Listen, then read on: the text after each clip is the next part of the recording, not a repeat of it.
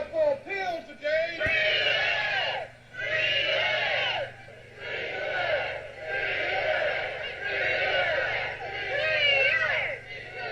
Our chairman, Fred Hampton, has not arrived yet.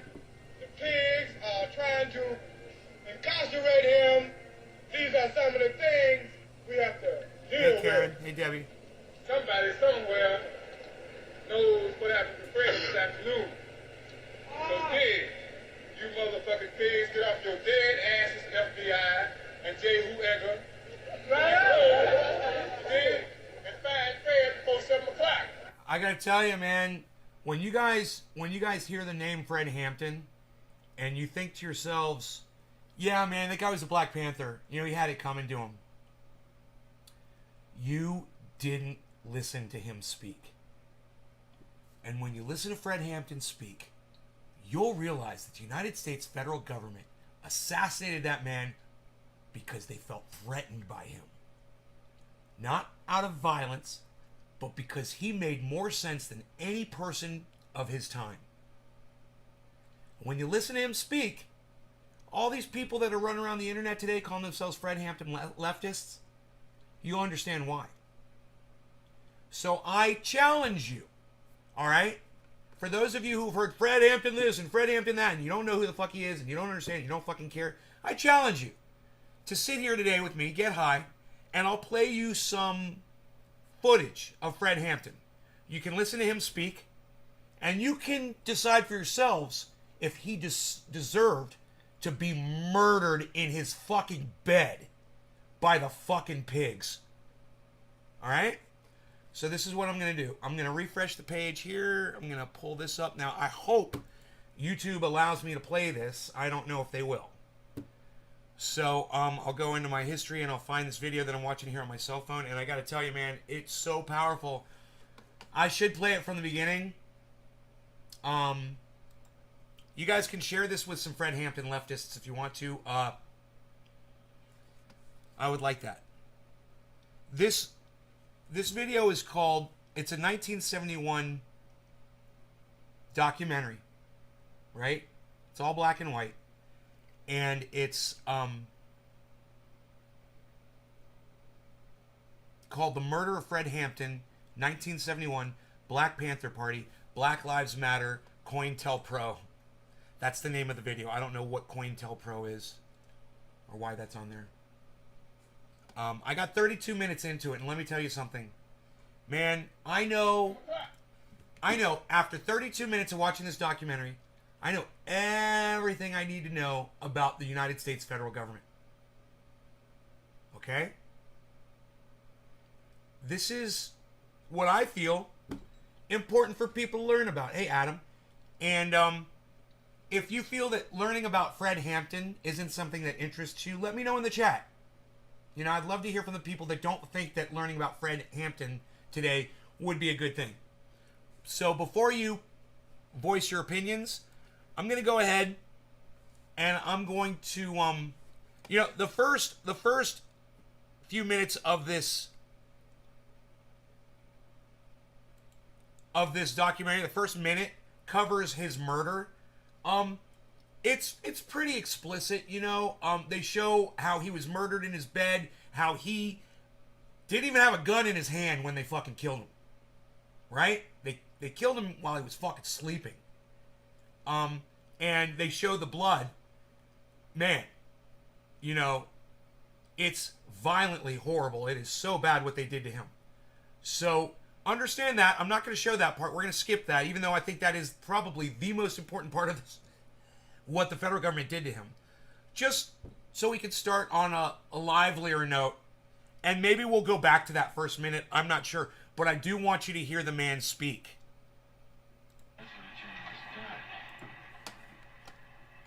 I'm the deputy chairman of the state of Illinois Black Panther Party, Fred Hampton.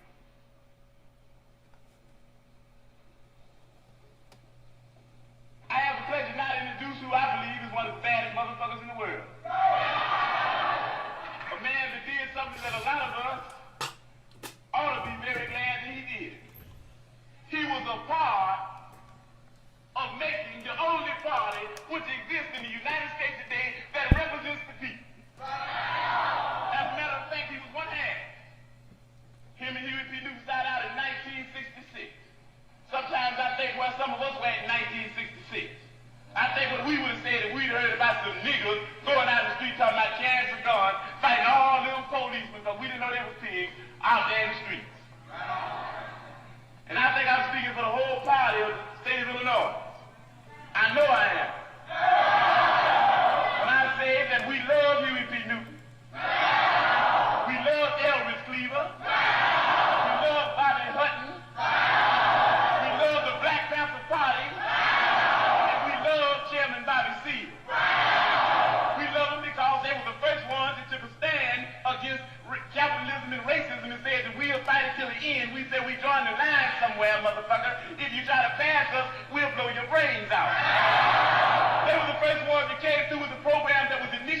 for the benefit of the people. All those things that I named, the reason why we love them are reasons that make it beneficial to us.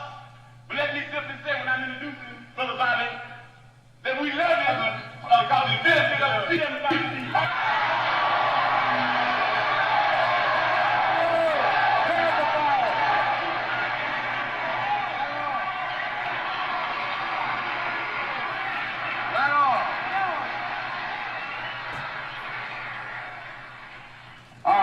We here for some jive conspiracy. You know what we gonna do? We are going to defend ourselves. Because Huey P. Newton said that power is the ability to define phenomena and make it act in a desired manner. Power is the ability to define phenomena and make it act in a desired manner. What kind of phenomena? Social phenomena. What is the social phenomena? Black people, Mexican American, any kind of people begins to learn that the social phenomena is that in fact U.S. racist, decadent, capitalist, imperialistic America is a police state. That a police state exists here, that these pigs are doing nothing but protecting the avaricious businessman and the demagogic politicians, protecting the exploitative systems that they got going. And in fact, we are tired of it, we are sick of it. You've been brutalizing black people, you've been murdering and lynching them. Black people are tired of it.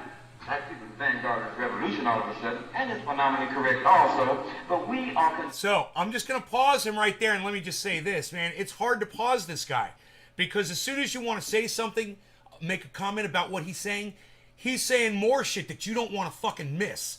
You know, it's like, I don't want to interrupt at all. I just want to listen. But, let me just make a couple of points here. Number one, that rhetoric, we have to fight, we have to grab our guns, we have to defend ourselves, that's what got them persecuted. That's what got him killed. Now, revolution is a part of America, you know, and when people are speaking about grabbing guns and revolution and all that sort of thing, hey man, that's the rules that we live under. That's how we seized this country. You know, we seized power, we stole it. That's the laws that we live under. You know, for you to persecute someone for speaking like George Washington or Abraham Lincoln, for you to kill him in his bed because he used the same terminology. We got to grab our guns, man. We got to fight England. You know, we got to grab our guns. We got to fight Mexico. You know, we got to grab our guns. We got to fight the federal government because they're lynching us.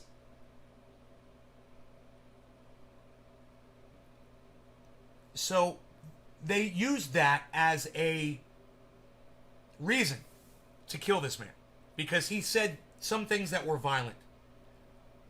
But motherfucker, you know, sometimes you have to be aggressive. You have to be angry. Sometimes there's words around anger.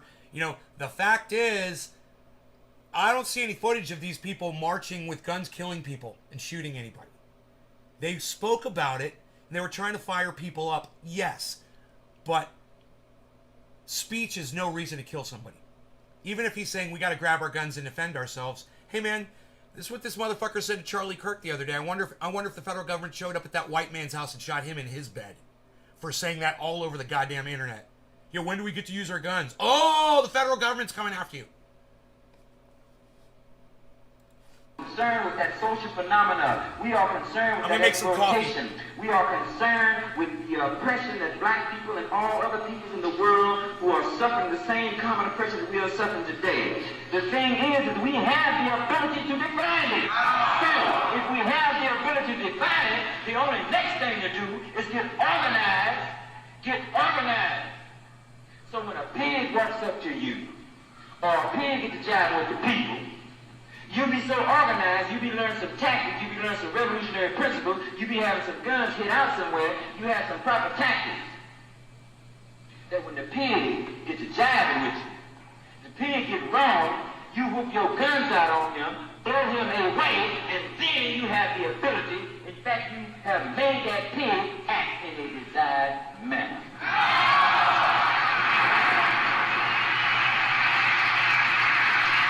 But for what? But for what? For a new system, brothers. We need a new system. The people need a new system. I sat yesterday afternoon next to Bobby Seale while he said that a federal marshal tried to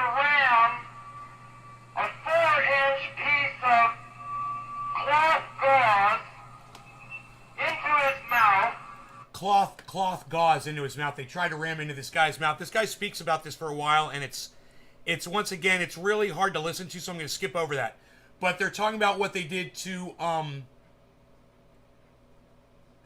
Bobby Seale, I believe. And this was one of the pillars of this movement. You know, maybe even the guy who founded Black Panther Party. We will stop this trial. A lot of people don't understand the Black Panther Party's relationship with white mother country radicals. A lot of people don't even understand that word that Elvis uses a lot. But what we're saying is that there are white people in the mother country that are for the same types of things that we are for stimulating revolution in the mother country. And we said that we will work with anybody and form coalition with anybody that has revolution on their mind. We're not a racist organization because we understand that racism is an excuse used for capitalism. And we know that racism is a byproduct of capitalism. Everything would be all right if everything was put back in the hands of the people. And we're going to have to put it back in the hands of the people. Everybody in the state of Illinois is going to have to be involved or even around the revolution because we're going to have one. We're going to have to do more than talk. We're going to have to do more than listen. We're going to even have to do more than learn. We're going to have to start practicing, and that's very hard. We've got to start getting out there with the people. And a lot of times we think we're better than the people. That's an insult and that's criminal. It's going to take a lot of hard work. Come on in, little brother. Come on in, little sister. Y'all can sit down and get something to eat. So, this is what Rome does on Twitter. And I was like, man, Rome, that is really nice what he does. He goes to areas where there's a water crisis, there's a food crisis, and he goes on Twitter and he gets money from people, and he goes over there and he feeds and he brings water, and he, most importantly, he speaks about this, whatever it is that's going on, and he brings attention to it, right? He may have learned that from this guy because it's very similar. Here he is feeding kids in his area. And watch this. This whole thing is amazing. And look at these kids light up as these guys, these Black Panthers are feeding them. Y'all kick off y'all, you know. We need some more stuff out here. Sit down, man. Everybody gonna eat. Y'all can eat as much as y'all want to. Right on.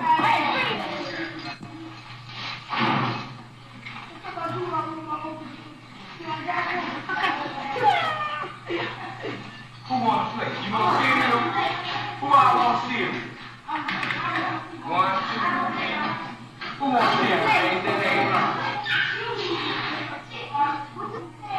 Anybody want cereal? And you know what? You see those white frame glasses he's wearing, man? That's fucking stylish as fuck, dude. That guy is pimp. Whose milk is this over here? What do you think? That's good for your teeth, man. It makes your teeth strong. It's good for your teeth, man. It makes your teeth strong. That's what the Breakfast Children program is. A lot of people think it's charity, but what it takes the people from a stage to another stage to another stage. And any program is revolutionary, is an advanced program. Revolution is change, honey, and they just keep on changing. That's what we do. We take the people in there and take them through those changes, and before you know it, they are in fact not only knowing what socialism is, they don't have to know what it is. They're endorsing and they're participating, they're observing, and they're supporting socialism. Oh, you finna go to school now? All right. Right on. All power to the people. There's a scene in the new Colin Kaepernick movie that's coming out on Netflix, where one of the coaches says to him, he's like, "You're one of the good ones." And Colin looks up at him and says, "What's that supposed to mean?" And dude, it makes my fucking heart stop.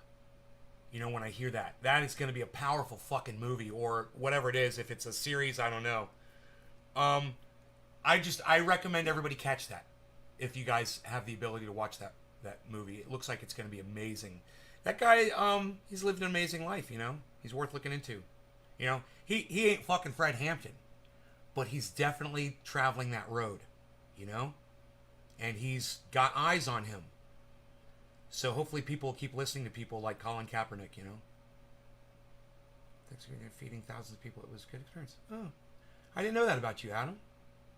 I didn't know that. That's good, bro. That's a simple thing. Socialism is the people. You're afraid of yourself. If you're afraid of socialism, you're afraid of yourself.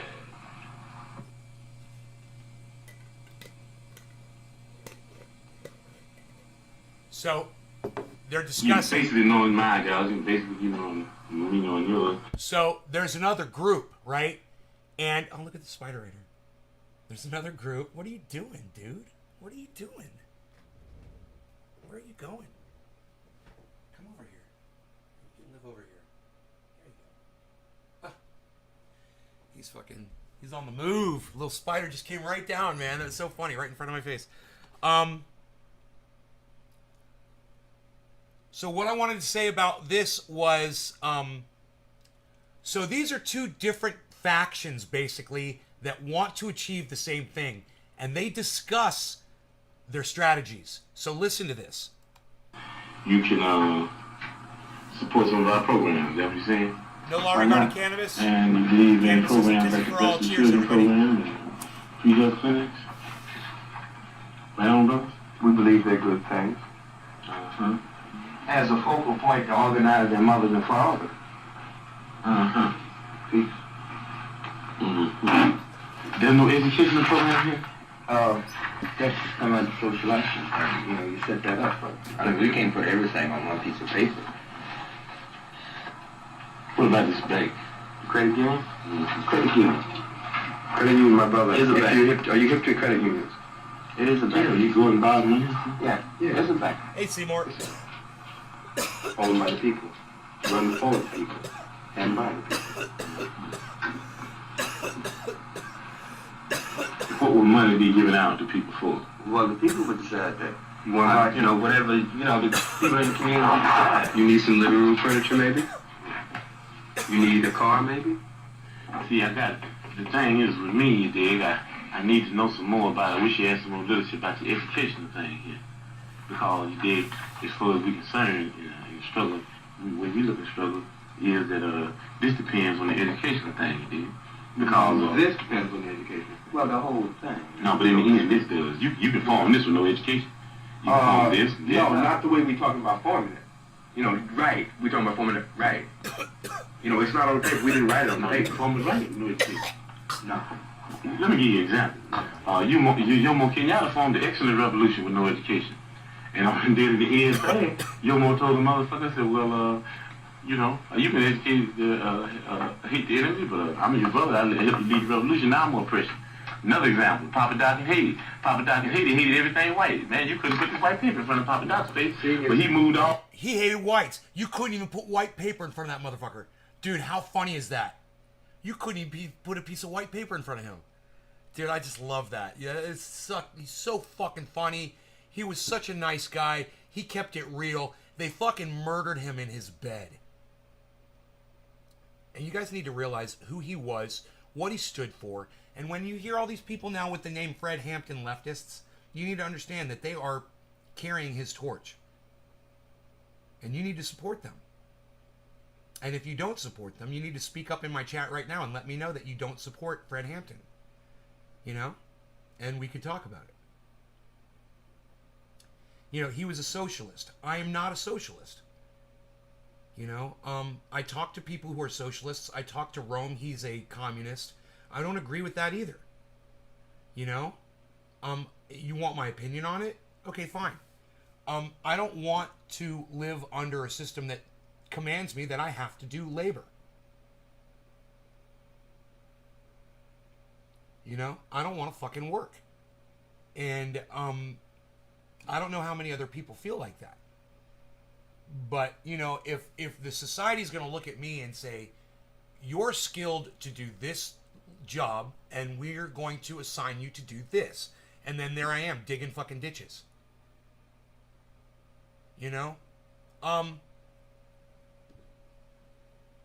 don't want that. I want to be able to decide what I do. I want to be able to decide how I make my money. And this is a conversation that to be had with people who are obviously Fred Hampton leftists or communists or socialists or whatever. Because I really I can't see their side as clearly as they probably want me to. But I'm always willing to talk about it. That's just where I am right now, you know. As far as this movement is concerned, equal rights, helping the poor, stopping discrimination, and you know, devising a system where we don't have systemic racism. Yeah, man, I'm for all of that shit. And socialism is another conversation to be had in another time. You know, and I'd be more than willing to have that conversation. I was a Bernie Sanders supporter. So we could definitely have that conversation. You know? All the white people out here took over and be oppressed. We did, because of no education. And the people that have been educated, they said that we don't hate the motherfucking white people, we hate the oppressor, whether he be white, black, brown, or yellow. So we got to know the educational program to find out what is going to be in the finale. A lot of people work. Jomo Kenyatta is called not a method-revolutionary, but an ex-revolutionary. So it's Papa Doc. They brought on a successful revolution. That thing in the Mama was a bitch. Bantu freedom fighters, all that kind of action. What we saying is the end. But you don't judge Castro now. You can't do it. Nobody in this room could judge whether Castro's going to be a revolutionary or not. You know what I mean? We're talking about things, you know what I mean, with China, the People's Republic, and even at the stage they're in now, talking about these. So, Sweet Lou, since you're going to bring it up, you want to try me, Sweet Lou, I'll just go ahead and tell you. Listen, it's not true what you said. For capitalists to profit, workers must be given less than the value of what they produce. Really? I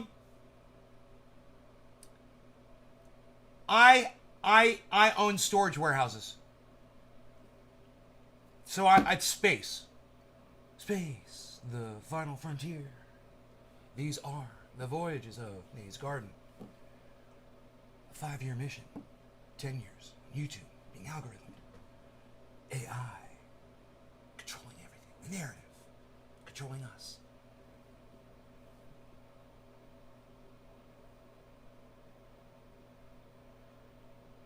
So I produce space for people. What's the value on space? Well, you just said workers, which would be our managers, must be given less than the value of what they produce. Our workers sit on a computer and fill out a form on a computer. Let me put what's your name, what's your address, phone number, can I get your social security number, credit card? Great. A couple more pieces of information. You want insurance? No? Okay, cool. Oh, they're done. And every once in a while they got to go out and sweep out a warehouse with a broom. You know how long it takes them to do that? 2 minutes. Sometimes they use a blower and it takes them 10 seconds. Those are my workers. I'm a capitalist. Tell me how, okay? Explain to me how what we're producing, space, is valued more than the fucking the salary that we pay our managers. Explain that to me. Can you do that? Because the only people putting the value on that space really are the people who want to rent it. And if they don't pay for that space, it ain't worth dick. Right?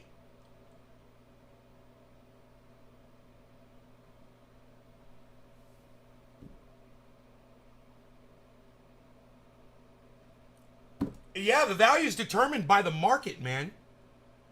But to say that you've got to fucking shit on your goddamn employees in order to do capitalism, that's just not true. I mean, maybe you're thinking about McDonald's. You know, maybe you're thinking about fast food and or people that take advantage of their employees. But are you thinking about, I don't know, a garbage man? A garbage man. He picks up fucking garbage. What's the value on that?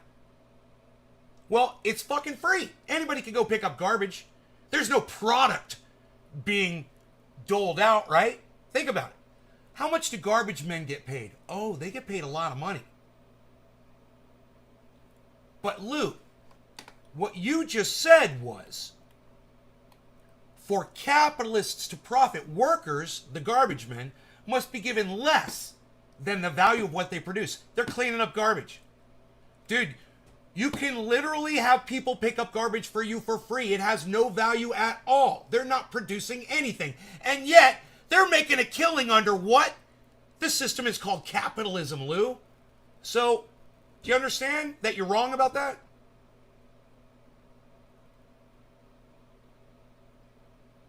If a worker produced $20 an hour, I don't understand that. What do you mean a worker produced $20 an hour? Okay, so let's say, I don't know, you're saying somebody is like making a product, like let's say somebody is doing a carving, like a wood carving, okay? And you're saying they produced $20 an hour, so they made $20 of a wood carving every hour, right? So then you've got a product, right? A capitalist would have to pay them less than $20 an hour to turn a profit.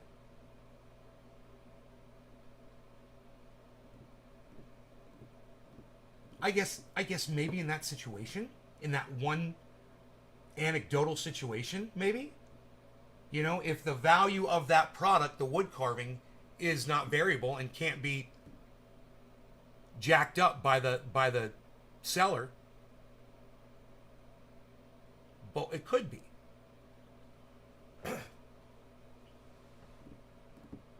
You know, capitalism is pretty defensible when it's got socialism running alongside it. I mean, you're going to have some problems trying to beat capitalism when capitalism literally accepts socialism as its brother in arms. They're cousins. They're kissing cousins, man. We got the military. You know, I could go on. We got lots of socialism in this country, so you know, it's not pure capitalism. Maybe you're speaking of pure capitalism. If we didn't have sanitation workers, what would our communities look like? They're very valuable to communities. Lou, have you ever looked outside my window? Here, look. It's beautiful, by the way. It's gorgeous outside. Look.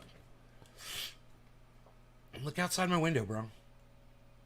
Pristine, beautiful land, occupied by me for the last 10 years.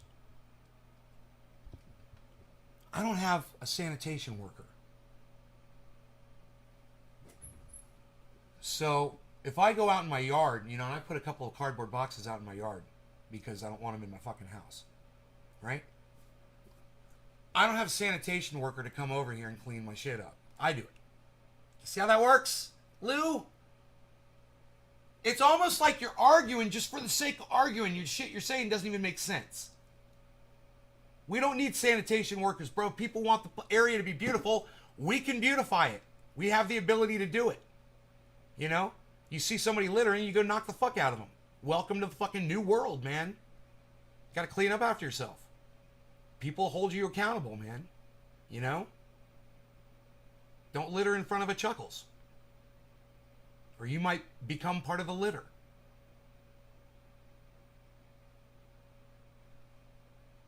I sold a mummy for $2,000. It's in the Modern Museum for $5,000. And, you know, yeah, you could jack up the price of something exponentially, as Billy just explained. And then you could kick some of that back to the worker. You know, Billy had employed somebody to make that mummy. And they made a killing on it. He's like, hey, man, here's a fucking bonus. We made $5,000 on that motherfucker. Capitalism allows people to get bonuses. Capitalism allows people to get overtime if they're busting their ass. Get time and a half. Overtime's a beautiful thing. When people want it, you know, and they're getting paid time and a half for it. I remember getting that shit out at a job I had for a while. We wouldn't sleep. Humans are responsible for all of the advancements that we have made. Humans are responsible for all of the advancements that we've made. Okay, that's a filibuster statement. Duh. Okay. Capitalists have done nothing more than exploit the many at the behest of the few for their sole benefit? Really? All right. Sweet Lou. Have you ever bought anything on Amazon? As I look around for something from Amazon real quick. Here we go. Have you ever bought anything from Amazon? This jar, not this cannabis. This jar, this dabber. There. The shirt that I'm wearing literally came from fucking Amazon. Have you ever purchased anything from Amazon? Do these items benefit me?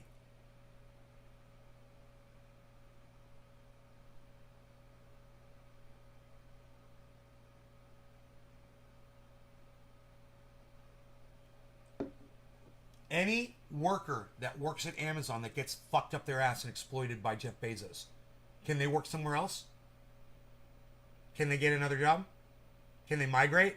Can they move? Can they plant a garden? Can they learn how to live like cavemen did before we had electricity?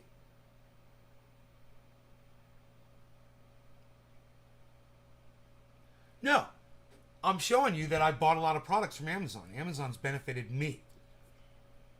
How many other people has Amazon benefited? When Amazon goes completely automated, no more employees, then how are the employees getting exploited? When it's all robots doing everything.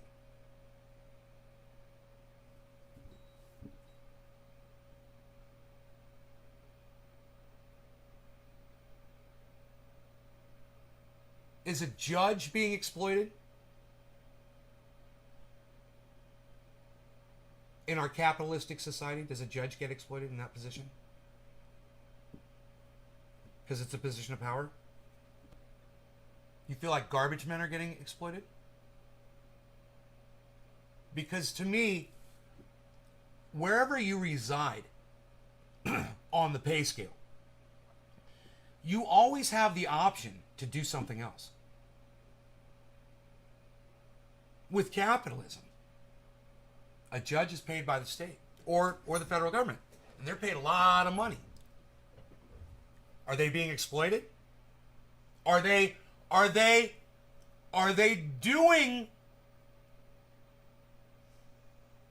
more work than what they're getting paid for? Did you get it, Lou? When you make a blanket statement, capitalism does this or capitalism does, I could just completely rip it apart. And while, yeah, man, capitalism's got some really bad shit, and we could talk about the bad shit that get, the exploitation of workers. That's great. Let's talk about that. You want to talk about what Bezos does to his workers and that they can't even use the bathroom. It's all fucked up. I don't know what the fuck that is going on over there. Sure, we could talk about that, but you're talking about having the federal government regulate your job, what you do, where you work, when you get to sleep. Yeah. As opposed to someone saying, hey man, I'm going to apply for a job at Amazon. Oh, well, he treats his workers like shit. I think I'll go to Walmart instead.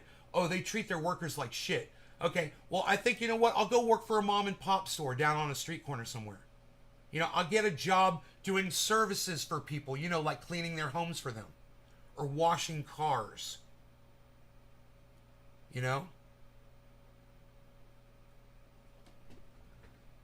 So socialism has its down points too.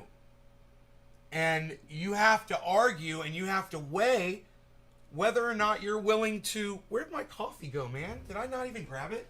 Sitting here coffeeless? How dare me? Dude, I think I'm going black on the coffee, bro. I liked it last night, man. It was good.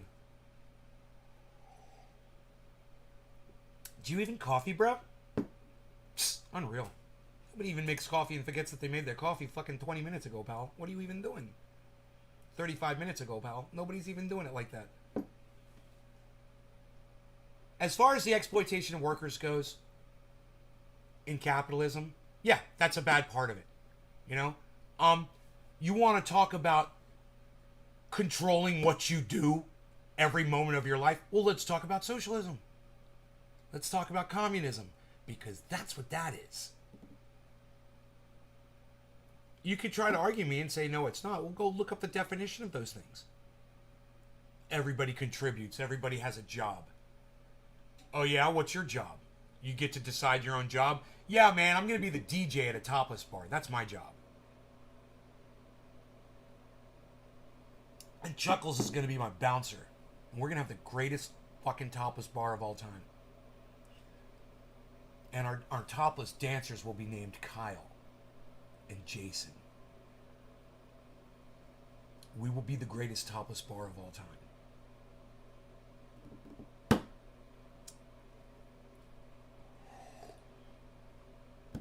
I think I'm going to add the Jason thing in there.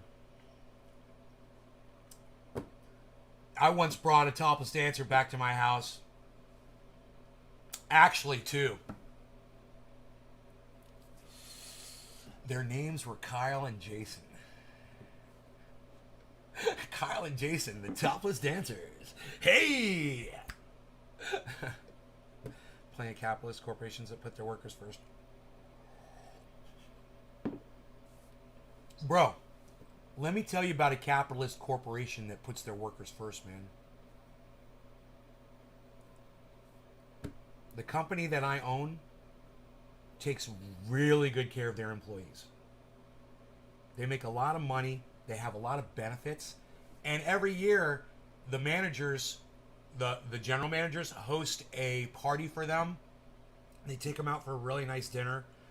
And they give them a bonus surprise thing, you know. It's cool, man. It's nice. People have been with that company for years. Years.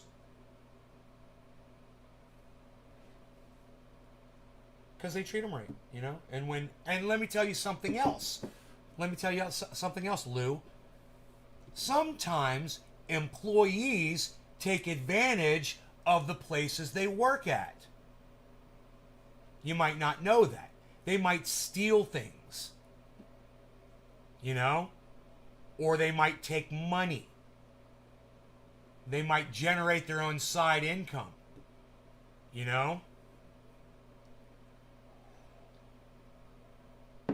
So you want to say corporations are bad? I agree. You know who else is evil too? People. Just normal people. Workers. It's not a perfect system, man, but there's fault to be pointed to on both sides of that relationship. Yeah, I gotta tell you, I've ripped off my fucking employees before. Oh yeah. Made myself fucking fake passes so I could have access to places I wasn't supposed to be. You know, I took things that I wasn't supposed to take.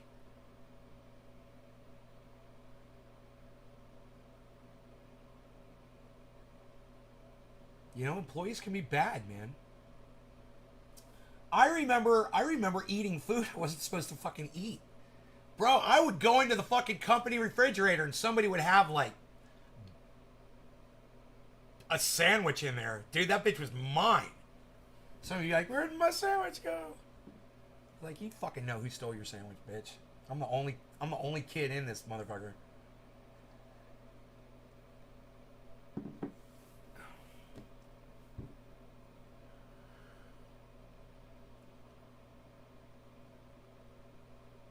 Capital produces nothing without labor.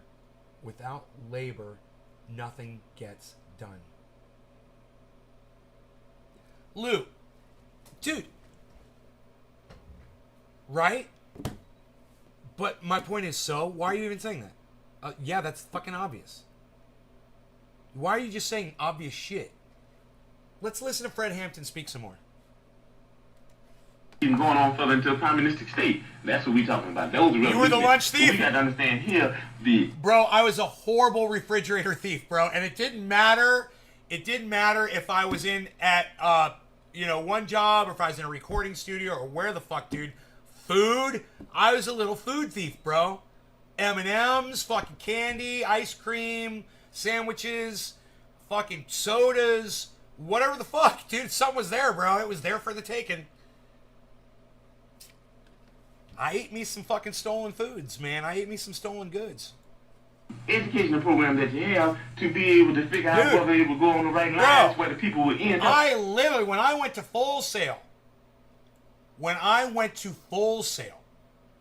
I literally went to the line where you come into a big auditorium twice, right? I went in, I exited, I came back in again, because every time you came in, they gave you a big fucking Toblerone. Is that what it's called? Toblerone? Triangular totem pole fucking chocolate bar. They're big. And I wanted 2 of them motherfuckers.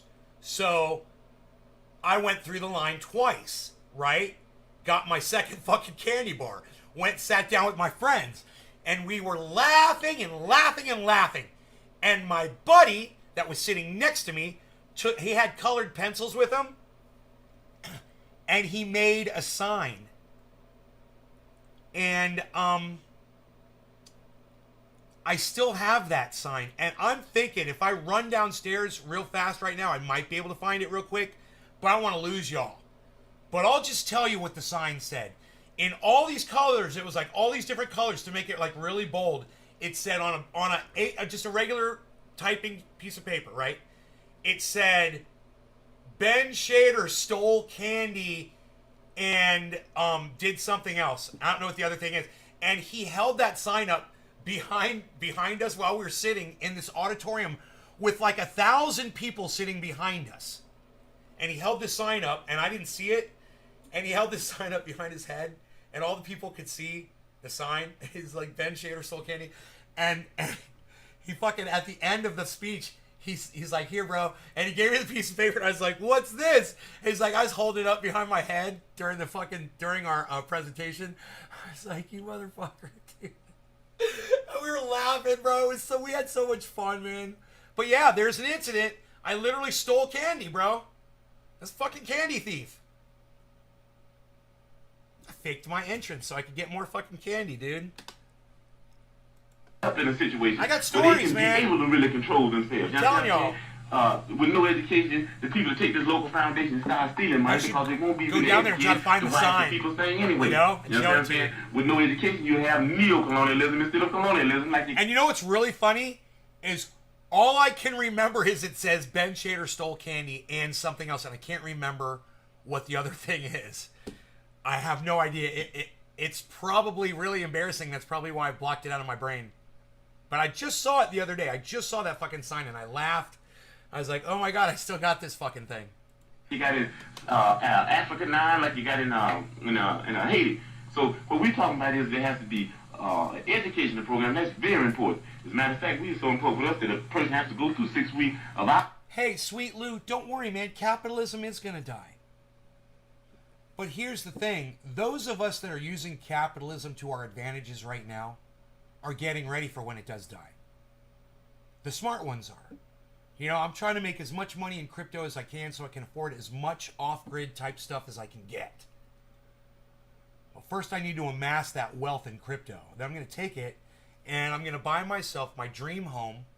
You know, solar, off-grid, river, fucking up on a goddamn mountain, waterfall. It's going to have everything I fucking want. And,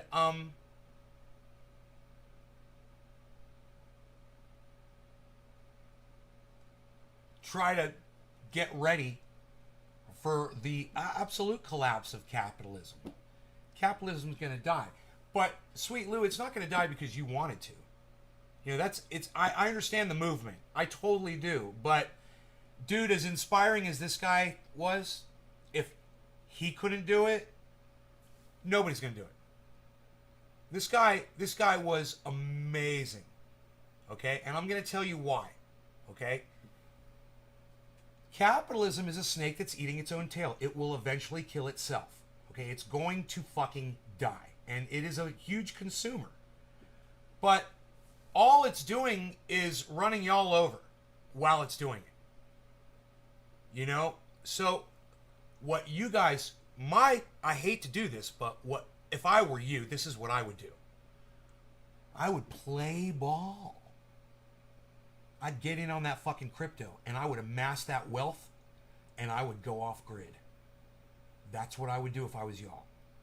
Man, I understand that you want capitalism to die, and I understand that you want communism or socialism or anarchy or some other form of government to take over.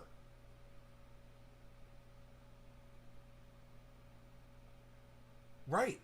I know. Yes, Sweet Lou. Yes, capitalism is murdering the planet. I totally agree with you, bro. I totally agree with you, man. Understand that. You're right. Here, I'm going to move this over so everybody can see what you're saying. Thank you, Nick. Listen, you guys. I know that the leftist community and the Bitcoin community are at odds over capitalism. But you guys have every opportunity at your fingertips right now to take advantage of it while it's in its death throes, because it's gonna collapse, man. And bro, it's socialism, communism, that's not gonna take over. It's gonna go to straight fucking anarchy. There won't be another government. There's no time. And people are starting to realize that, man. Look out your fucking windows, guys. If you don't see climate changing yet, I promise you, you will very soon. And then it hits you. And once it starts affecting you personally, once you have to drive your car around a fucking tree that's on fire. I've had to do this. You realize it's here already, man. We're goddamn, this area hasn't burned for 100 years. These trees are 130 years old. They never burned. Why are they burning now? Just do this with me, guys, here every day a little bit. I promise you, it's going to make sense to you eventually. And then there's the light at the end of the tunnel, crypto. And you could start with $1. You could start with $1. You could start with $1, go to CoinCasso, learn how to make a little bit of flip, right? You don't have to flip a fucking house. You can flip a fucking buck. All right? Look into it. I can help you. I can guide you. Some people come in here and say, "Nay, you've made me money." Once you start making money, you can make more of it. And everybody knows that. And that's capitalism right now. Look, socialism isn't going to give you that off-grid home.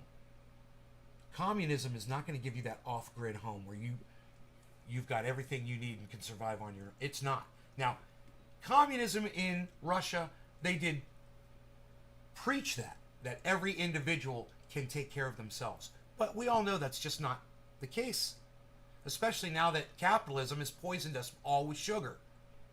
And, we've produced so many people who are just not able to take care of themselves anymore. So,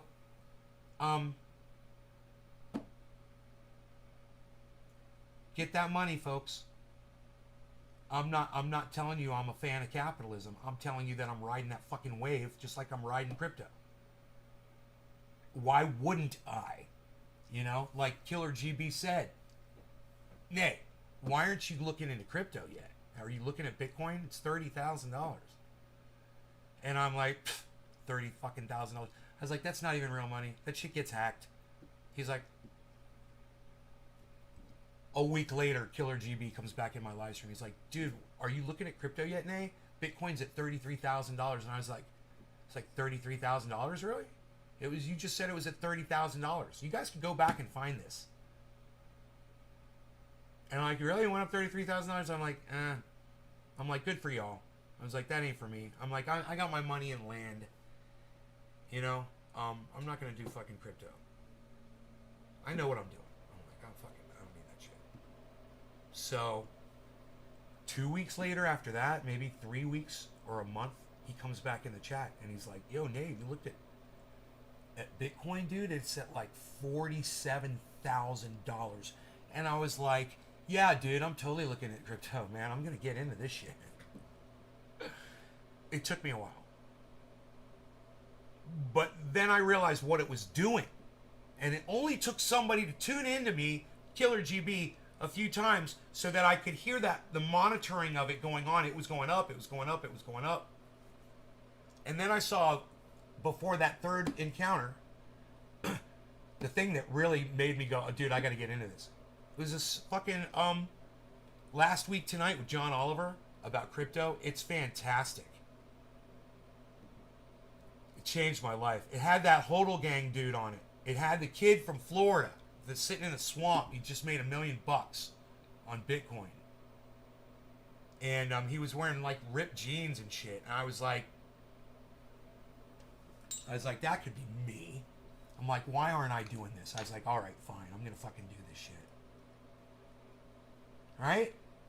Learn by example. And you see somebody who's, you might judge them if you pass them on the street. I would. If I saw that dude, heard him speaking, went by him on the street, I'd fucking make a goddamn assumption about him. Why? Because I'm a fucking piece of human garbage. That's why.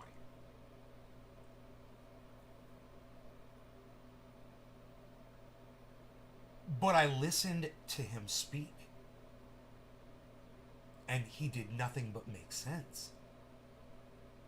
He said, look, man, I just had a little bit of money. I just good old Florida boy, man. People I grew up with. He's like, I just grew up, man. I didn't know what I was doing, man. I saw this Bitcoin thing. He said it sounded good to me, man. He said I took all my money, I put it all into that.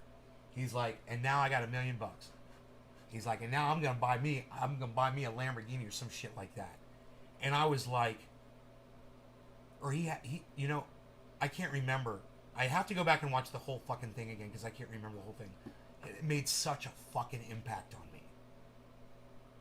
And I was like, I'm totally gonna do this. I'm gonna look into it. At that point, I'm only gonna do who is it? He's called the Bitcoin Millionaire, bro. Young guy from Florida. Look, I'll find him for you right now. Watch. This is Google. Bitcoin Millionaire from Florida. There he is. Cape Coral man becomes I fucking found it. I'm so good, man. I'm so fucking good.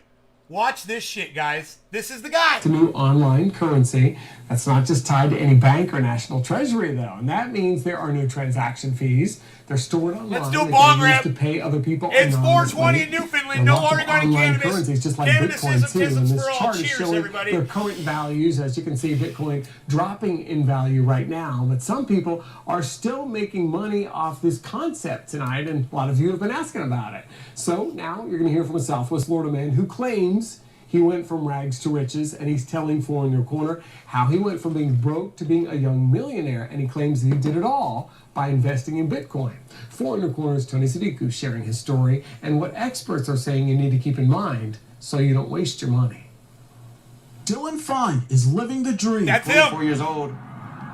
I'm able to literally travel, do what I want to do. But he tells me not after first living a nightmare. I was homeless out of my car. A recent college graduate, Fine says he was broke as ever. His car was a clunker. I had that Mitsubishi Eclipse. My windows didn't work. My AC didn't work, right? Dude, I should have said it. I was going to say, I think he's driving a Mustang GT. There it was. I had to open my doors just to get food at the drive-thru. And $33,000 in debt. But he says everything changed when he met a friend who introduced him to Bitcoin 2 years ago. I would sit here and I literally watch him play on his phone. And an hour and a half would go by, he made $200. 4 hours go by, he made $700. $700 of real money. I was like, wow. Before long, Fine says he sold his Xbox and other belongings to invest his first $350 in the coin. Fast forward 3 months. $350. Garbage truck picks up 50 pounds of scrap metal, glass, and plastic per household, and each truck hits up to 850 homes per day. That's 42,000 pounds at 50 cents per pound of scrap metal. That's an extra $21,000 a day each truck brings home. Wow. Hey, Billy, maybe that's why those garbage truck guys make so much money. I heard that is like a very high-paying job, picking up garbage. Scrap metal. They don't. It's not recycling, man. It's the fucking scrap metal. I turned $350 into $12,000. He says that $12,000 turned to 6 figures in a year. He became a millionaire at 24, all by investing in Bitcoin. I can literally put in a trade, wait a few hours, let the exchange rate fluctuate, and I'm actually able to profit from the world's largest financial market in the world. Bitcoin is a form of cryptocurrency or online currency. There's hundreds of them out. I mean, you could just, instead of talking about garbage men, you could talk about someone that's landscaping, or someone that trims hedges, or someone that picks up trash on the side of the road. You know, not someone that's picking up garbage where they're making money. Someone's picking up trash on the side of the road. Perfect example. They're just filling up bags of paper and shit. That shit's not making anybody any money. It's just going right to the dump, right? There. It's not regulated. There's no banks involved. That's why people can invest, trade, and cash in all from their smartphone. But can anyone make this much money just by playing on their phone? I asked Bitcoiners of Southwest Florida founder Rob Johnson. You absolutely can make a lot of money. You can absolutely do it. But it's no guarantee. Johnson says the market is volatile, and with numbers today showing a 12% dip in Bitcoin, the club's education director, Clifford Mitchum, says the most important rule when it comes to investing in Bitcoin or anything else is Don't use money that you need. Case in point, people, if they use their rent money, and all of a sudden crypto goes down and they go to take it out, they're taking it out at a loss. But past performance is no guarantee of future performance. Gotta pay attention to the last part, and they also recommend you check with a Gotta pay attention to that last part. Don't do it. Don't do it, folks. I know better than all those people. Gotta listen to the end. Yeah, it's too risky. Don't spend your money. I'm an idiot.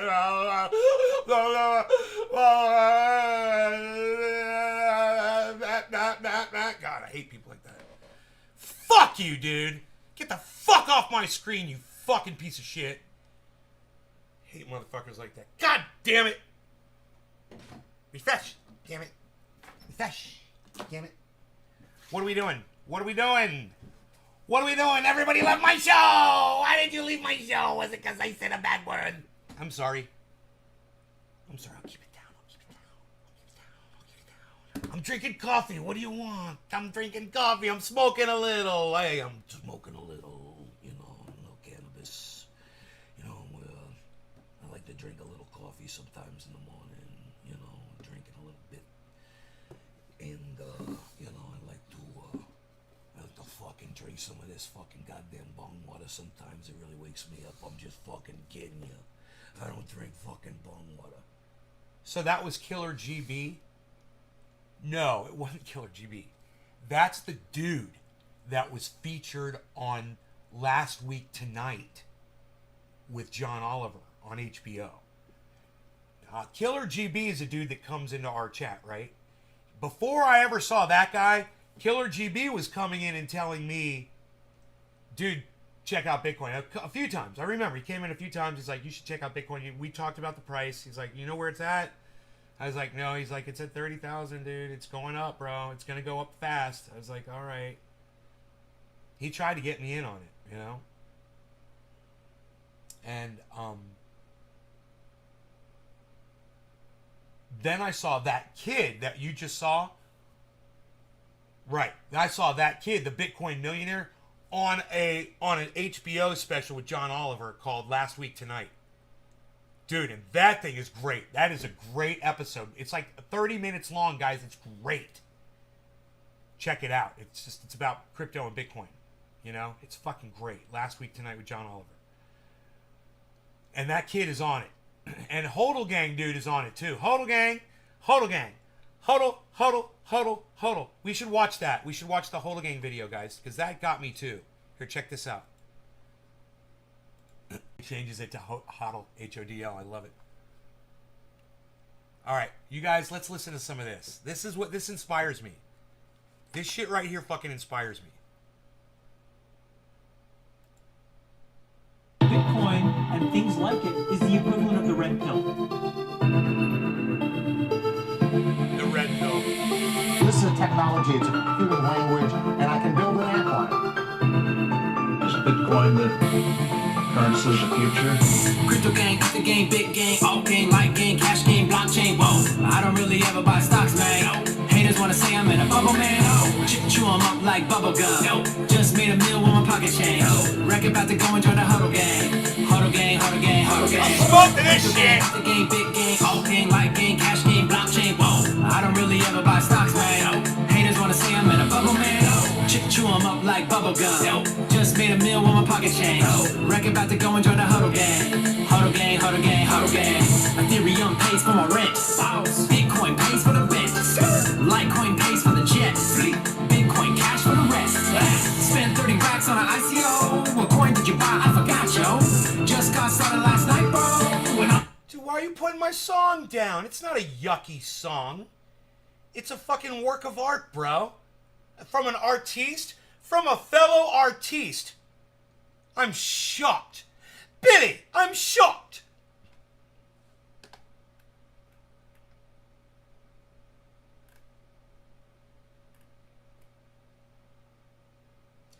In my city, when sanitation workers were paid $27 an hour in the 90s, since then the city contracted garbage pickup to a private for those say now make $16 an hour. Like I said, maybe garbage men was a bad fucking pick for me to use as an example for not being taken advantage of by capitalism.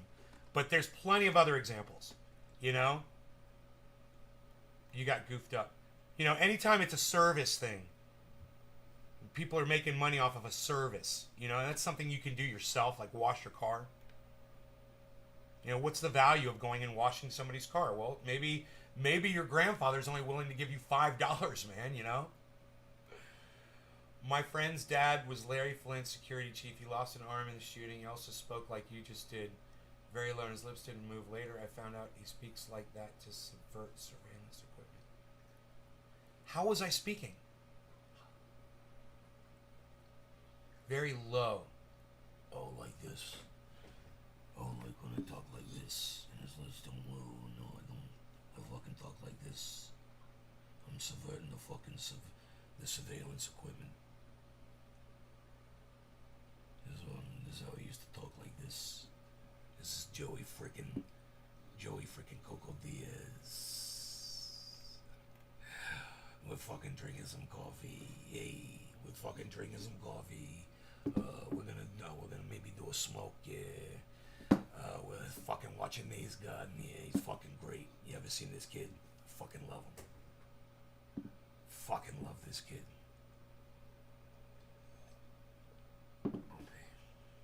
Hodl gang. Right there. Recommend you check out the podcast. Can we watch the rest of my video? Dude, I love this. Is my song. I'm already up like a fight stove. Flipping a coin, making it grow, taking it slow, letting it go. Cash flow's growing, it's incredible to watch it flow. Stacking the cash, taking it home, making it fast. I'm on a roll, little bit mo's all I ask for the vote. Top of the hour, cheers. A new type of currency, burningly, dollar down like an emergency, urgently. Listen, my friends have been urging me, coins have been surging, we earn it like surgency. We on a mission, man, crypto maniac. Act like you don't really know about stop that. Bitcoin blowing up like a bomb. Step back, used to be a couple $100, should've copped that. Blew up on a scene from the mind of a brainiac. Back in 2009, where the mind is at. Silk Road, baby, it's gotta be anonymous. Satoshi blew up, now we on the map, you know. Crypto gang, big gang, alt gang, light gang, cash game, blockchain, whoa. I don't really ever buy stocks, man. Haters wanna say I'm in a bubble, man. Chew 'em up like bubble gum. Just made a meal with my pocket change. Wreck about to go and join the huddle gang. Huddle gang, huddle gang, huddle gang. Everybody looking at me now and they're shocked now, cause the price going down. Meanwhile, I'ma cop more at a discount with a smile, cause I'm making money on the altcoins right now. I'ma double down like animal style sub now. People in the crowd, they watching me bubble up now. Open up a brand new Coinbase account, and I'm buying everything from Ripple to Litecoin now. Pull out my principal, keep it real simple, then play with the house. Really, Billy? How is he trying to hide call logs? What is he contacting? Is he using a lawyer to do that? He's got a lawyer doing that shit, right? Trying to hide call logs. They're like doing like a gag. Are they asking for like a gag order on Trump's call logs? Is that what they would call that? They're asking a judge. I'm just totally dude, all I see is what you just said. I'm just sitting here trying to fucking piece it all together. Much love for Cat. Lou, I'm a big fan of yours, brother. Thanks for getting into that conversation with me about capitalism, bro. I appreciate everything you said. I agreed with a lot of what you said, and That's what's important about this, man, you know, because I want people to make a lot of money off of capitalism before it. You know, I know you want to go out in the streets and march and bring it down, but before you do that, suck the fucking tit of that motherfucker for all you can. Seriously. Get it all, and then go out in the streets and bring it down. But make sure you've got you taken care of first. And you can do it really quick, man. You can be this kid, you can be this guy. It doesn't fucking matter, man. I've made tens of thousands of dollars with this fucking thing, man, and you guys can too. And if you go to CoinCasso, you can learn how to just start with $1. You know, and you can learn how to fucking do those trades, man. Investing in crypto, I'm chasing these coins like they cheese to a mouse. I'm on the verge of a digital currency, merging technologies. This is the future, so obviously I'm all in. There's no bottom, we hodl it now. Hodl gang, hodl gang, hodl gang, hodl gang, hodl gang, hodl gang, hodl gang. I love it. Throw your hands in the air, man. Woo! Down with the blockchain. I ain't got time for the haters, man. Nope. We about to grow to 1 million. Hodl gang, hodl gang, hodl gang. Tell me, are you down with the crypto? Yes. Hodl gang, hodl gang, hodl gang, hodl gang, hodl gang, hodl gang, hodl gang. Throw your hands in the air, man. If you get down with the blockchain. I ain't got time for the haters, man. Nope. We about to grow to 1 million. Hodl gang, hodl gang, hodl gang. Tell me, are you down with the crypto? It is the most powerful technology that the world has seen, I believe, since the invention of agriculture. Bitcoin is exciting because it shows how cheap it can be. Bitcoin is better than currency. As with most major technology shifts, let's think about what young people are doing. 32% of young people say they prefer Bitcoin to stocks. 42% of millennial males say they plan to purchase Bitcoin in the next 5 years. We're barely in the first inning right now. Share this video. Share the video.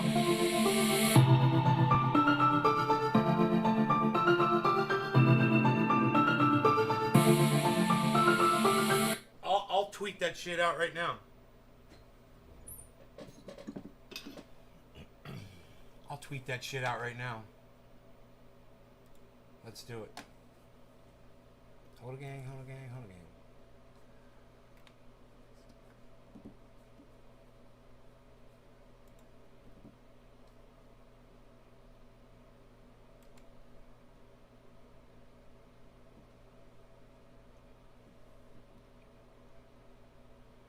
Just hit his top story. It says, call logs, speech drafts are among records Trump is trying to protect. Why? What's he hiding? What you gotta hide, man? It's fucking his supporters, man. They don't see this shit. You know?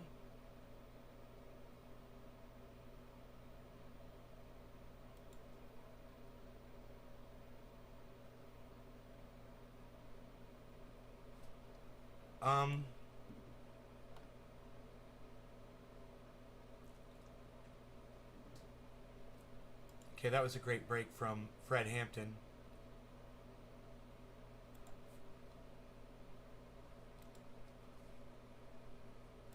Our political education before he can consider himself a member of the party, able to even run down ideology for the party. Why? Because if they don't have an education, then they're nowhere. You dig what I'm saying? They're nowhere because they don't even know why they're doing what they're doing. You might get people caught up in the emotionless movement. You understand me? You might get them caught up in because they're poor and they want something. And then if they're not educated, they want more. And before you know it, they'll be capitalists. And before you know it, we'd have Negro imperialists. Yeah, we see, brother. The reason we don't do a lot of talking because what you say is foregone conclusion with us. Yeah, well, see, brother, the reason I do a lot of talking is because there's no foregone conclusion with me. Who they program kids for? You got black history, you got black Christmas, you got black ground all day, you got black April Fool. Ain't here for nobody but black businessmen. And I say that anybody that comes into our community and says of anything. I think this might be it. This might be the scene where he's speaking. There's two guys that are out in the audience that are listening to him. Look at how focused they are on what he is saying. It's amazing. I don't know if this is the scene or not. Situation that does not meet the needs of the masses, then I, Chairman President of the Black Panther Party, says that I catch that nigga by his collar neck and beat him to death with a Black Panther paper. We not doing it.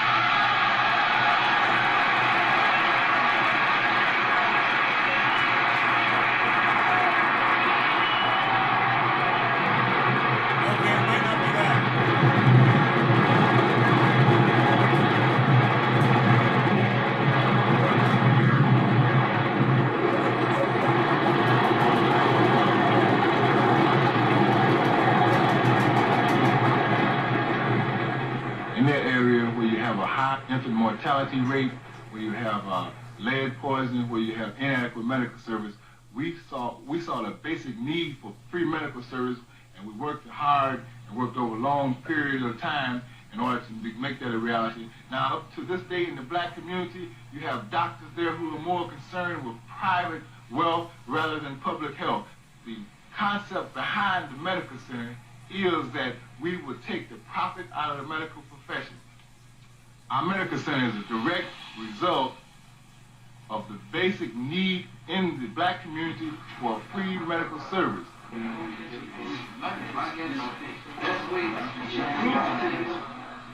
You had this done about 3 days ago? This is not the burned hand. This is another one. Oh, okay.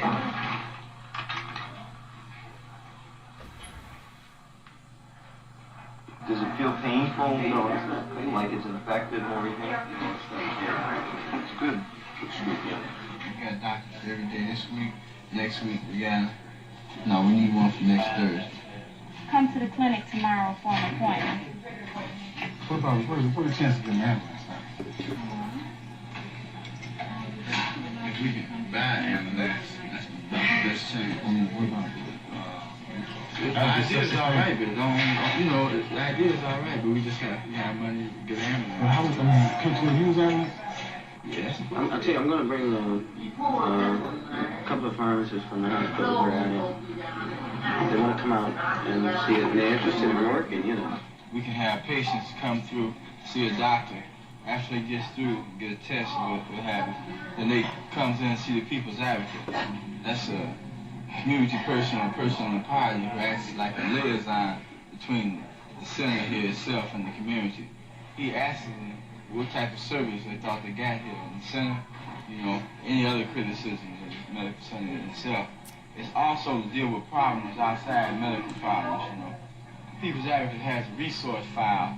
In this file we have teachers,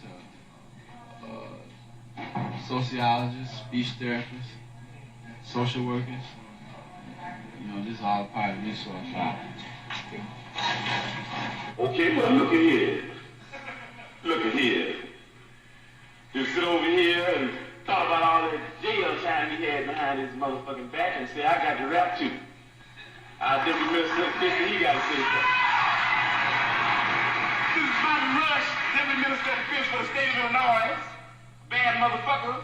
You can tell the way that Bobby Seale feels the way about Hugh P. Newton.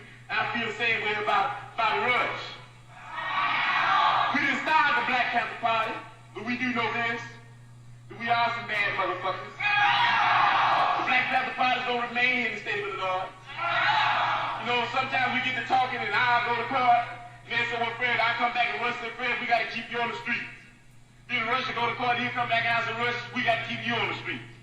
And after we just went back and forth, we decided that we like each other so well, goddammit, we both gonna stay on the motherfucking street. Ain't nobody going nowhere. They ain't taking us nowhere. We gonna stay right here with the people. We're going to have to move, and we got to move fast, we got to move hard, and we're going to have to move organized to be able to keep Bobby Rush on the street. We got our field secretary, Nate Daniels Jr. up against the wall. We got our Minister of Information, Chocolate, up against the wall. Everybody, we got Chairman Fred up against the wall. Everybody against the wall. Then you're talking about giving folks 20 years. Talking about giving me 20 years. They give for an ice cream truck robbery. That's right. $71 worth of ice cream, 710 ice cream bars. I might be big, but I can't eat 710 ice cream bars.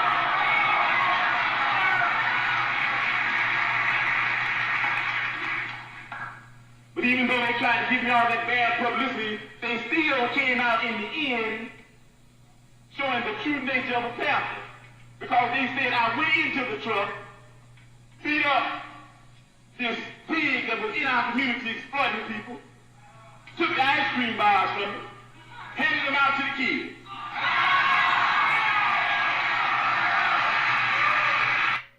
Like Santa Claus. Dude, did you hear what he did? He went into an ice cream truck, he stole a case of ice cream bars, and he gave them out to the kids in the neighborhood. It makes me want to cry, dude. It's so Even beautiful. though they made me a thief, they made me a Robin Hood type thief. Game to the people. Here's a man that represents the people. Deputy Minister of Defense for the state of Illinois. Bad motherfucker. A brother of mine, the brother I've been working with a long time, going to continue to work with him. I'm going to eat with him, I'm going to sleep with him, I'm going to die with him. I'm going to live with him. I'm going to lead with him. By the word.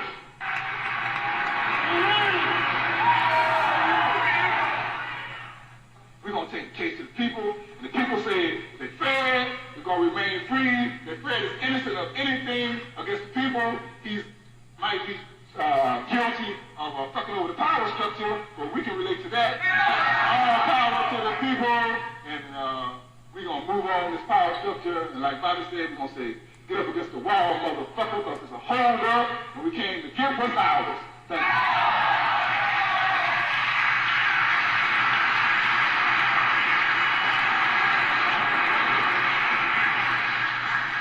Okay, now we're going to organize a movement so big to make sure that the leaders of the Black Panther Party in this state are not political prisoners and are not exiled or not killed, that movement is going to be so big that we might even have to go and get Huey P. Newton and let him carry a sign.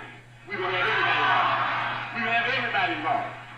And we're going to start a thing called Free Fred. Don't that sound nice? Hey, let's do that. Free Fred. Free Fred. Free Fred. Free Fred. Hey, I ain't even in jail yet.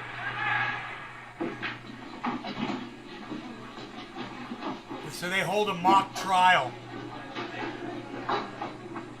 People of Illinois versus Fred Hampton, the Honorable Judge of Life Society. The defense will call this first witness. I'd like for you again to describe to me what happened, if anything, after you and Officer Duffy pulled onto the school ground. Well, I identified you as the person who grabbed me by the throat and held me down in the ice cream stand. We were walking, looking through the crowd, looking for the one with beat him up. And what, if anything, did he say when he saw me? Or what, if anything, did you say to him? Who said something first? He said, "That's him. I'll never forget his face. That's the one." Okay, now when that police car pulled up, what, if anything, happened? Well, one policeman was on the outside of the car, and one was on the inside of the car. Officer Dunn pointed to Fred and said, "That's the man that did it, isn't it?" Mm-hmm. And the ice cream man said, "Yes, I think so." So in other words, the officer pointed out he as being the person who had robbed this man, and in response to that, after that, the ice cream truck driver said, "I guess that's the man." What race were these police? One was white and one was colored. Well,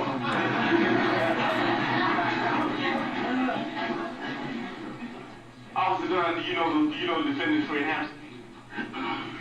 Yes, I know Fred Hampton. Do you know basically what Fred Hampton stands for? Politically. No, I don't. Officer Dunn, do you know the situation that poor people, black people and white poor people and red people and brown people are in this country today?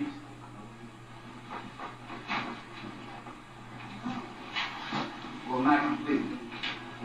But you do know, that part that you do know, is that part includes the fact that these people are being oppressed by some white people that like to oppress people to make profit? Do you know that? Objection.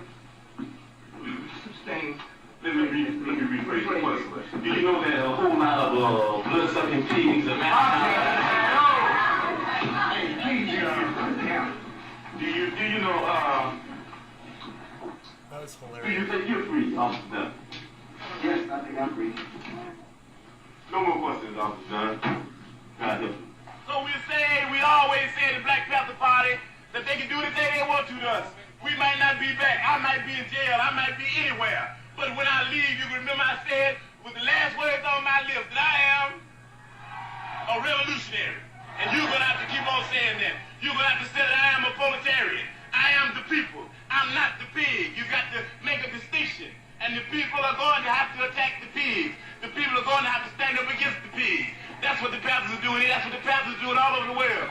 We have brought to trial here Fred Hampton. You are here to judge between two conflicting testimonies. Somebody is lying. Now, reason stands, and reason is very clear here, that Private Jones, who had come from Sanford, North Carolina, would have no great desire to see Fred Hampton up in this trial. But Fred Hampton, a key figure in this community, has great reason for not wanting to be put in jail. But the state's attorney and the state's attorney's office has reasons to see Fred Hampton in jail. We've got a new state's attorney, you see. And he said already when he thought about people that had different political beliefs than he had. His speeches sound somewhat like those of Hitler. And we know why he wants to see Fred Hampton put in jail. Why do I have a lot of arrests? Because of harassment. Why is there harassment? Because the people that harassed me have set up a problem that made me disagree with them violently, and they set up this problem in order to exploit me and other people like me.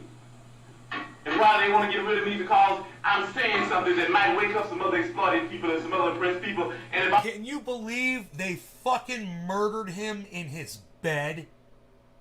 This man that you can't stop listening to, and everything he says makes fucking sense. And he was so great. And they just couldn't handle it. They couldn't handle how great he was. all these people ever get together, then these pigs that are exploiting us, we'll be able to run them into the lake. That's why they want to get rid of us. And it's just, it's sort of like a primary thing with me. I'm the first move that they'll make. I'm a part of the organization. It'll be the first organization they'll move on because I happen to be a part of the organization, the Black Panther Party. That is the only organization, in fact, that has came out and stood up loud and clear and said that we don't care what anybody says, whether they have guns or not and badges or 18 uniforms. If whenever they step outside the bounds of legality into the bounds of illegality, then we'll blow their brains out if they're bothering the people. And what makes them mad about that? They're constantly bothering the people. Anybody that's out there for the protection of the people happens to be in direct conflict with them. What makes them mad about it? What makes them mad about it is that they have black people and white poor people and red poor people and Puerto Rican poor people, right, and Latin American Puerto Rican people, of poor people of all descents.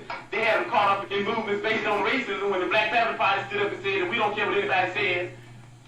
We don't think you fight fire with fire fists, we think you fight fire with water fists. We're going to fight racism, not racism, but we're going to fight with solidarity. We said we're not going to fight capitalism with black capitalism, but we're going to fight it with socialism. We stood up and said we're not going to fight reactionary pigs and reactionary state's attorneys like this and reactionary state's attorneys like Hand with any other reactions on our part. We're going to fight their reaction with all of us people to get together and have an international proletarian revolution. Right on. And that's saying all power to the people. That's saying that no matter what color you are, there's only two classes. And that's saying there's a class over here and there's a class over there. And the reason that this class over here has never did anything to get this class off its back because this is lower, this is upper. This is the oppressed, this is the oppressor. This is the exploited, this is the exploiter. And these people in this class have divided themselves. They say, I'm black and I hate white people. I'm white and I hate black people. I'm Latin American and I hate hillbillies. I'm hillbilly and I hate Indians. So we fight amongst each other. And you heard the testimony of pigs here, and you got pigs of all colors, you know that. You got pigs that are white, you got pigs that are black, you even got pigs that are black and white. Propagating the same type of madness that this buffoon Henry had would be propagating if he were here himself. And why? Because they want to keep you to believing that I'm your enemy, and that everybody else that's black and that wears a lot of hair on his head and hair on his face, they want to keep you thinking that he's your enemy. Why? Because if ever you would disregard him and overlook him just for a minute and throw away that question of racism and start into dealing with a little logic, then there would be no one else you could attack other than Hand, other than Dave, and other than Tricky Dicky Nixon. If you make the right decision, then the oppressed people of the world will get complete satisfaction. I know you return a verdict of not guilty. Thank you. Today is May 1st. UEP Newton trial is up for appeal today.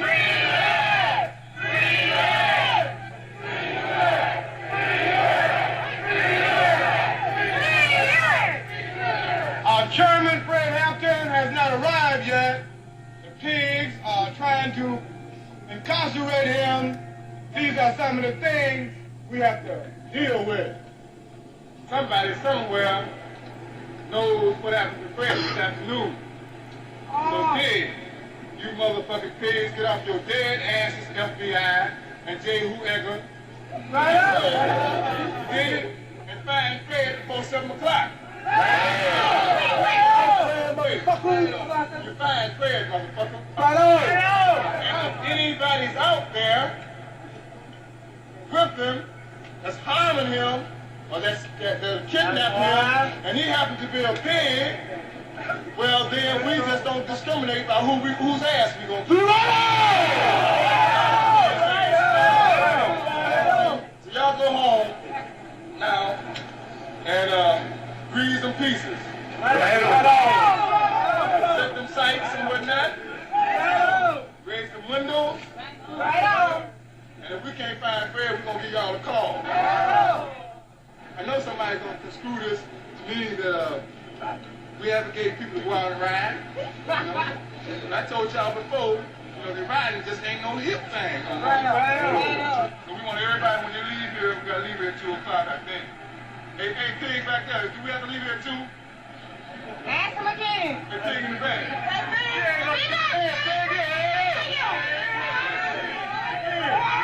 Why don't you call that cheap pig, the old, decrepit motherfucker, and ask him if we stay a little while longer. Put on our head.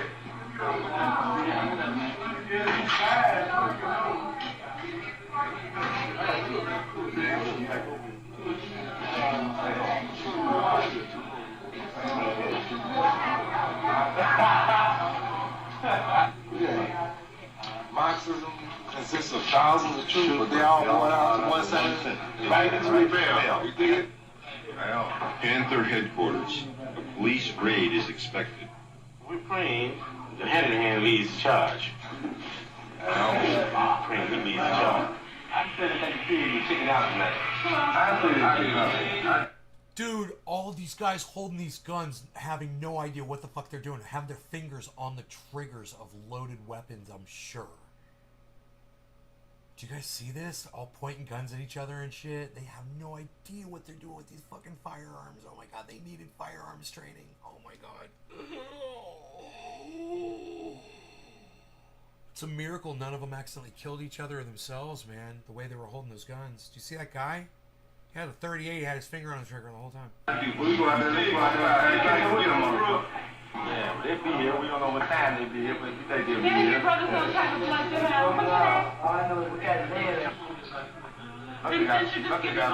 Okay. That's right there. What type of blood you have? Be positive. Make sure you don't get no pig blood. Huh? What type of blood? Yeah, red, right? All those posters at the window. Adam I mean. Dude, did he just look straight down the barrel of a gun? I mean, I swear that is what I just saw. But wow, man. tear gas and stones. Here's your water and your mask. Keep this on you all the time. How to make Molotov cocktails. You know, I know a lot of people, you know, hear things like this and see things like this, couldn't understand the motive behind it. Some of us young people, you know what I mean, I know a lot of people couldn't understand. Me myself, you know, I was born in a so-called bourgeois community and had some of the better things you could see in life. And I found that even some of the better things in life for black people wasn't too cool. And I found there was more people starving than there was people eating. And I found there was more people didn't have. Dude, do you see the way he was pointing a gun at that poster on the wall? No idea what's on the other side of that wall, but guarantee you there could have been people on the other side of it or outside. You just don't handle weapons like this, guys. Yeah. There were a few states. I mean, Louise of G's. Have clothes and it did have clothes, and I found I just happened to be one of the few. And I made a commitment to myself that I wouldn't stop doing what I'm doing until all those people are free. A lot of times I wanted for it to be possible for people to be free under capitalism. I wanted it for socialism to be able to be brought about through means other than violent means. But those were times when I was trying to be subjective. I was looking at things and trying to make them the way I wanted to make them be. Because I didn't mind dying, but I just thought, well, everybody shouldn't have to die. What we're saying is that we're more than people that are for armed struggle. We're people that are for armed struggle for the purpose of bringing on the people's revolution, for the purpose of setting up initiative of socialistic state, and for the purpose, secondarily, of advancing into what you would call utopia, or what we would call communist states. We're saying that by observation and participation, by educating and by arming and by teaching the people revolutionary political power, we think that we as the vanguard can move those people that need to be moved that way. We can let those people ride our backs down the path of social revolution. And on and on and on, and finally, like we said, utopianism, or what you call communism. We're very confident that nobody's coming in the front door. Nobody. No gas. Nobody's coming to the front door. Nobody gets on the roof. Oh, the brothers and them guns, bro. I don't think so. Holy shit. The doctor's going to be covering me while I'm loading up. Hey, Gussie. Now, see, in all the given situations, like when you're trying to fight in it, see, because when you got height on them, and you got firepower too, you want the back. What do you say? Look here. What do you see about this building? Right over here on West, around the corner of West. It's in 12 stories. It's higher than this. Yeah. Now, see, the only way we can get him is out shoot him or give him more firepower. See, we can keep him pinned down. He can't get up to shoot if there's too many bullets coming at him. So the only way that we can get him is out shoot him, put too much firepower on the way he can't rise up. Therefore, what you're saying, we got to eliminate, destroy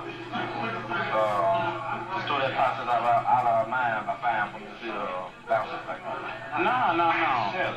You just that and a whole lot of semi-automatic and automatic action on him over there, and he ain't got no time to sight nobody. That's right. Just keep it down. Yeah. You know, you might think sound reaction there on my part, man, but I just wish they would come tonight. Yeah, well, I want them to come. I wish they would. I said the people, why don't you get a military viewpoint of how much chance they got to come up here?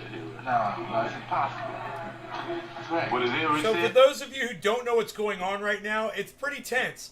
These guys are all at the Black Panthers office, their main office where they have their meetings at, right? And there's talk that the police are coming to raid them. So, hey, Gento, what's up? So they have armed themselves, and they're ready for this raid. And they're just standing around talking so casually. Do you get this vibe? They're just like, yeah, you know, they show up, you know, we're gonna do what we gotta do. We're gonna fucking figure out what we gotta do. We're gonna fucking kill these motherfuckers. But for right now, they're just so chill, man. I love this vibe, and listen to them speaking. It's the difference between 20 million niggas and 20 million niggas armed. This is impossible, man. I ain't bullshit. I ain't know. And I didn't realize it, man. Double 07. Yeah, Jack, but See, we put Rush out there and you, and he won't even be able to get up. 2 days. hey, we ain't asking for no water. No, but I, you know, the way I see it, yeah, but the way I see it, the kids try to take this at home. I think the people had it first, people victory.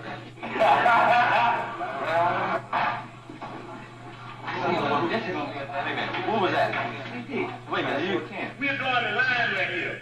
Pigs will come no further. They are not going to make us retreat. We're going to have somewhere, no matter how far we run, no matter how long we have to run, that when we reach that point, we're going to be able to stop and say, in the voice that hearing you say it is, that, motherfucker, did what you fun, you did?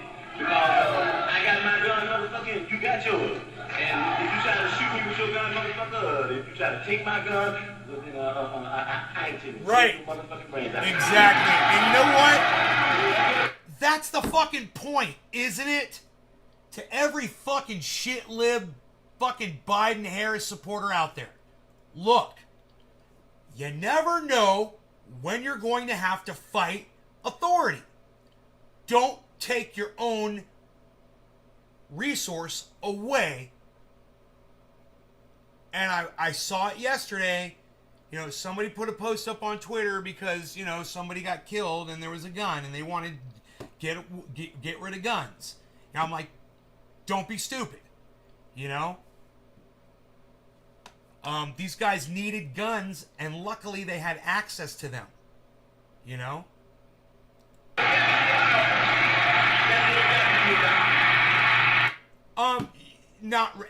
Ash is not worth keeping around at all, bro. But yeah, you could throw it, you know, you could throw it into it's not biochar, bro. You want wood ash, cardboard ash even, but not cannabis ash, you know, it's not going to hurt anything, that's for goddamn sure. It's not going to hurt anything. You could always use it. But I'd throw that shit in the garbage, bro. Don't save ash. It's dirty. We have, Your Honor. What is your verdict? We, the jury, find the defendant, Fred Hampton, not guilty.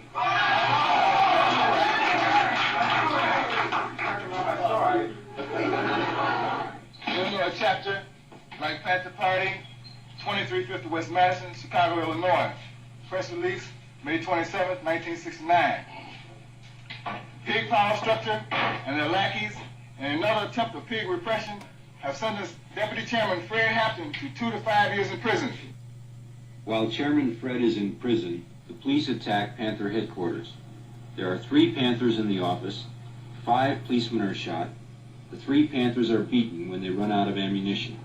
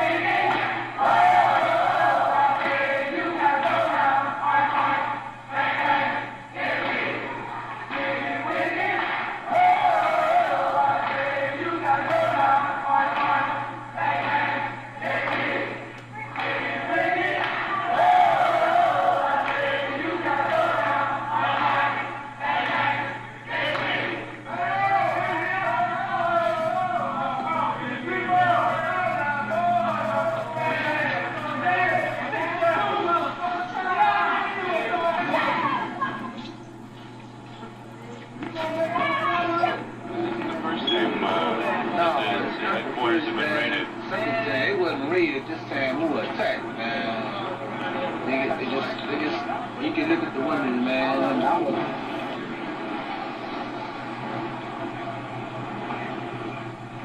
Was there a fire in the, they set a fire after they got the pigs set a fire. They can't help people.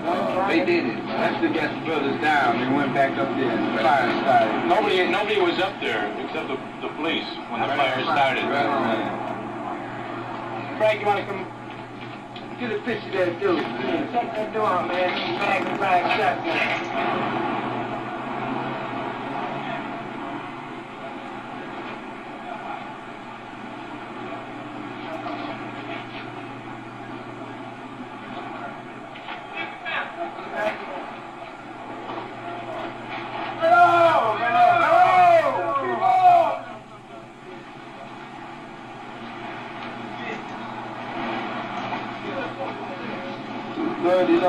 About that referred to woman's story.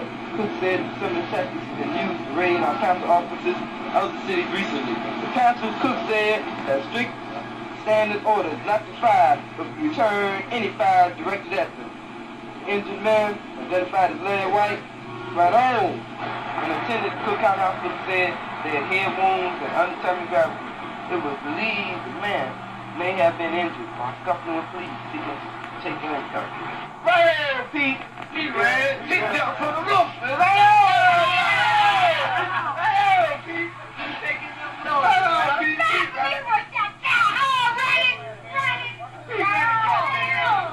I don't want to. We're here. We ain't going nowhere. We say to Pig, Gary, Hammerhead, Hannaran, Pig Connors, and the rest, no more brothers will be taken from us without cause. Chairman Fred is gone from the streets where his heart and his people are, but not for long. For the people's love for Fred. It's all on film, man. Super 8 film. Probably not even Super 8. 8mm.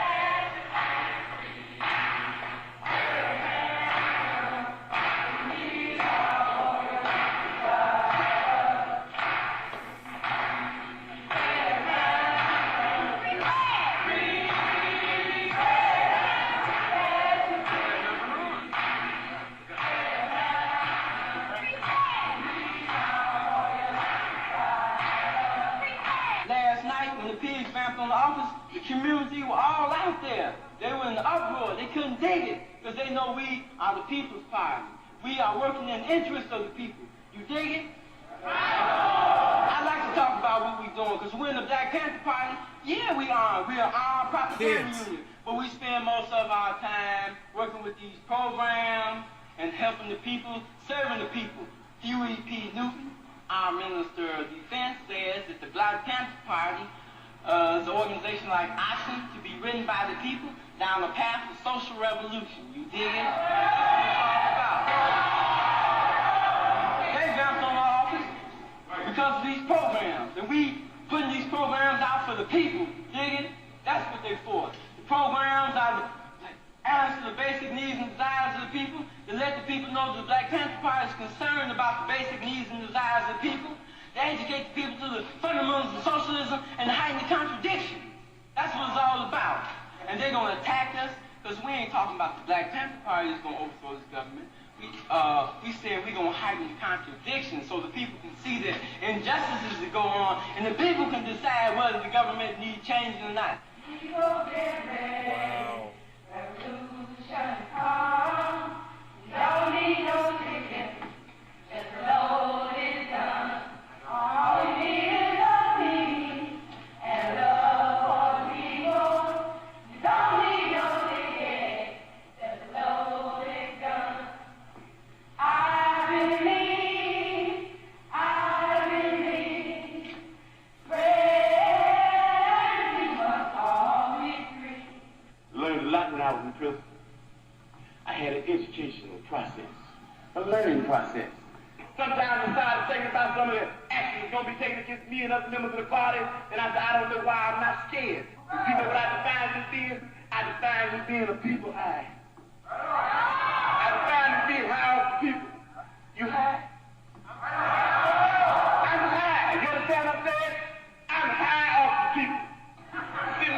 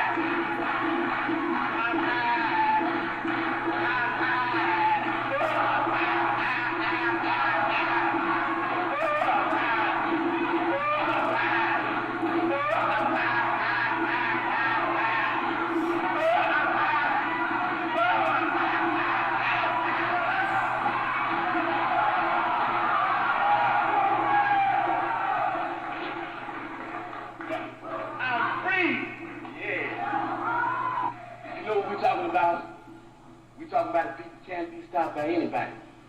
We talking about we going to make some changes in this system. We know they have our pictures, we know they're looking for us, we know they want us, but we're still saying that even though we could be in a sense, as far as this system goes, on the mountaintop, we in the Black Panther Party, because of our dedication and understanding what's in the valley, knowing that the people in the valley, knowing that we originally came from the valley, knowing that our flag is the same flag as the people in the valley, knowing that our enemy is on the mountaintop, our friends are in the valley, we say even though it's nice to be on the mountaintop, we're going back.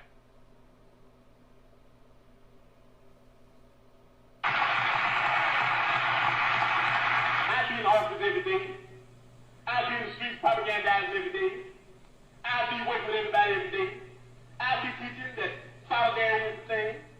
The end of a complete wipeout of imperialism is the thing. So if you're going to be thinking about me, that's what Bobby would be teaching. If you're going to be thinking about us, all we say is we don't, ain't no thing about going nowhere, getting killed. All we want to know is that you're doing what we'd be doing if we were here. And you got to do that. You can't do it unless you believe that you can do it. In the spirit of liberation, we understand that they want everybody in the party in jail. And we know that if we try to figure out and separate and divide who should go and who shouldn't go, we spend more time doing that than working for the people. So the quick solution, the speedy one, nobody go. Nobody go. We all stay right here. With the people. Because we love the people. Okay, you put your hands down now. We say all power to all people. We say white power to white people. Brown power to brown people. Yellow power to yellow people. Black power to black people. X power for those that we left out. Hey, Nikolai. We say Panther power to Vanguard Party. When you leave here, you'll say the last word before you go to bed tonight, say I am a revolutionary. Make that the last word. In case you don't wake up, then somebody might believe it and you might, end up in what they call it, revolutionary happy hunting grounds. Say that. I am a revolutionary. All right, and that's his fucking bed, man. That's where they fucking killed him. So, I'm gonna keep watching that. You guys are more than welcome to watch that. It's called The Murder of Fred Hampton, 1971. Black Panther Party, Black Lives Matter, COINTELPRO. That's the name of the video. It's on YouTube. It's available to watch. We got 51 minutes and 30 seconds into it. Love you guys. I hope you had fun. And I hope you guys learned something. And remember, when you see that name, Fred Hampton, now you've heard him speak. Now you understand he made complete sense, and that the federal government of the United States has always been evil and murdered people that they disagreed with. And that's what they did to him. They'll do it to you too.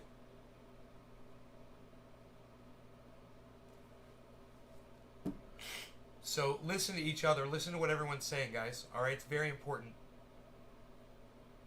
Y'all take care. Enjoy your days. I'll see you this afternoon around 1 o'clock or so. No. Maybe around 3 o'clock.